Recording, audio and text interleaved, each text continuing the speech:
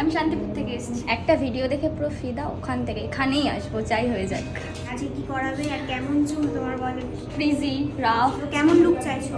Smooth হবে, glowing হবে, সুন্দর, যেন সবাই তাকিয়ে থাকে। তো আজকে ওর চুলটা এরকম কার্লি, ফ্রিজি, রাফ সব একসাথে রয়েছে। ওর চুলটাও ওর কথা অনুযায়ী স্মুথ করতে হবে, জেট করতে হবে, গ্লো করতে হবে, সব কিছু করতে হবে। তো আজকে কাজ শুরু করছি। কেমন এক্সাইটেড? খুব এক্সাইটেড। চলো তাহলে স্টার্ট করছি আজকে কাজ।